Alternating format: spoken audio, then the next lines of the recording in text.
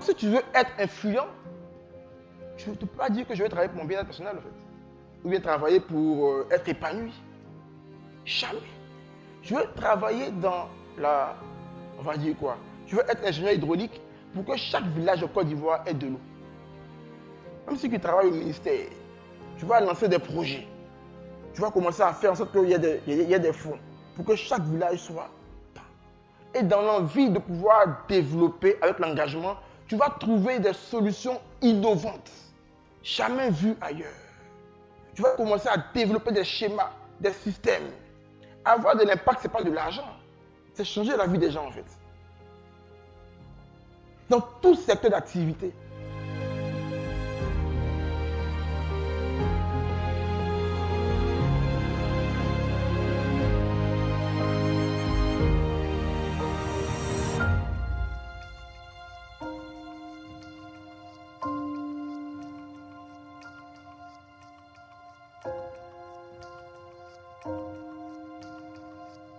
Il faut savoir faire un CV qui est oasis. Ça veut dire qui est orienté d'abord résultat.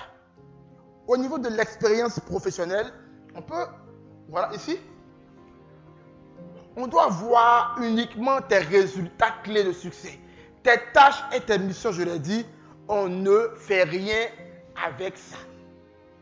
Ce qui veut dire que pour pouvoir sortir ces résultats, il faut regarder 3 ou 4 choses. Quand tu es arrivé dans l'entreprise où tu es, est-ce qu'il y a des choses qui n'existaient pas, que tu as apporté de nouveau? Si oui, c'est quoi? Et toujours, quel a été l'impact de l'action? J'ai fait telle chose, ça a permis de faire telle chose. Voilà pourquoi je dis toujours que si tu n'es pas excellent, tu n'auras rien à dire de bon sur ton CV. Tu peux aussi dire, voici, on m'a fixé tel objectif. J'ai atteint ou j'ai dépassé. Si tu as dépassé ou tu as atteint à 80%, à 110%, parfait, par exemple.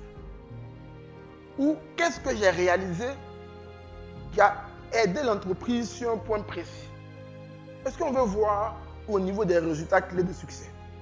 Donc souvent, on se dit qu'on a oublié plus ou moins ce qu'on a réalisé parce que ça fait longtemps.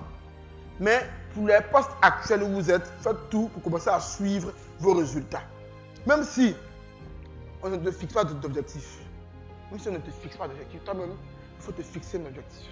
Parce que le but, ce n'est pas de plaire à ton DG, c'est d'avoir des résultats, des références pour te vendre plus cher plus tard ailleurs.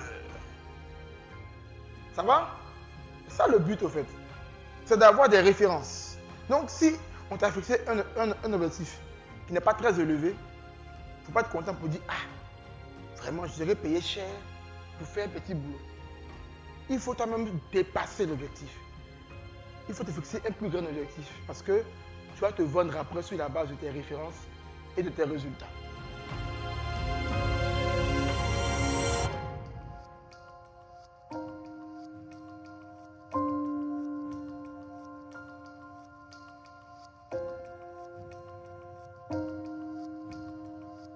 Bon, je peux dire que c'est vraiment une aubaine vu que le marché de l'emploi est en pleine évolution.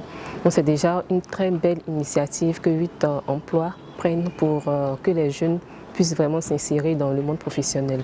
Et nous avons appris énormément ce matin et nous disons un grand merci au coach Mel. Je pense avoir le niveau pour pouvoir faire face à des éventuels recrutements parce que j'ai acquis de nouvelles compétences ici, notamment sur la manière de rédiger mon CV et sur la manière de m'entretenir dans un embauche. Je suis un heureux moment de venir assister à ce programme parce que ça a été enrichissant pour moi personnellement. Et aussi j'ai appris aussi qu'aujourd'hui, l'expérience ne compte pas. Ce n'est pas le nombre d'années qui compte en matière d'expérience et la capacité à résoudre les problèmes qui fait de l'expérience.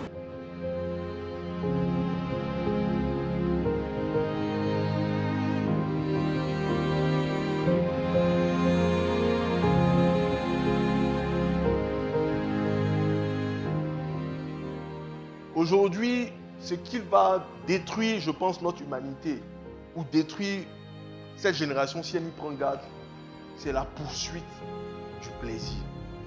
On veut tout ce qui nous plaît maintenant. Alors que le plaisir devrait être une récompense. Plus vous êtes performant dans ces domaines-là que les gens n'aiment pas, sur lesquels les gens n'aiment pas travailler, demain après demain, quand viendra le temps donc de choisir les collaborateurs, vous serez toujours épargné parce que si vous quittez la boîte, ils seront obligés de se mouiller les mains et les pieds. Je pense que, comme tout être humain, vous êtes né avec un talent. Et ce talent-là, il ne faut pas laisser mourir.